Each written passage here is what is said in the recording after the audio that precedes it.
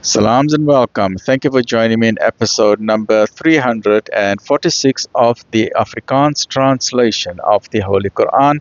En ons is nou besig met die Heilige Quran by Imam M.A. Baker. A'udhu billahi minash shaitani rajim. Bismillahir Rahmanir Rahim. In the name of Allah, most gracious, most merciful. In die naam van Allah, die barmhartige, die genadige.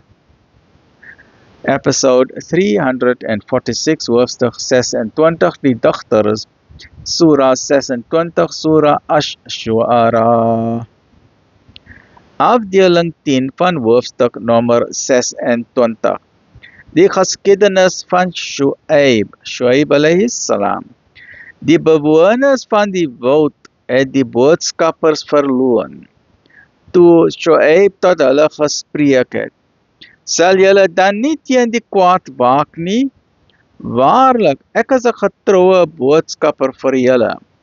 Wees bewus van Allah en gehoorsaam my. En ek vra julle geen beloning daarvoor nie. My loon is slegs by die Heer van die wêrelde. Gee die volle maat en behoort nie tot die bedrieërs nie. En weeg met 'n behoorlike skaal. En doen die mense nie te kort in wat hulle toekom nie, en verrig geen onheil op die aarde nie. En wees bewus van hom wat julle en ook die vorige geslagte geskape het. Hulle het gesê, U is betower. U is maar net 'n sterfling soos ons. En ons beskou U as 'n leienaar. Laat dus 'n deel van die hemel op ons val, as U opreg is. Hy het gesê, my Heer weet goed wat julle doen. En hulle het hom verloon.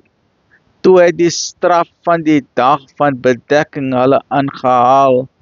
Dit was waarlik die straf van 'n smartelike dag.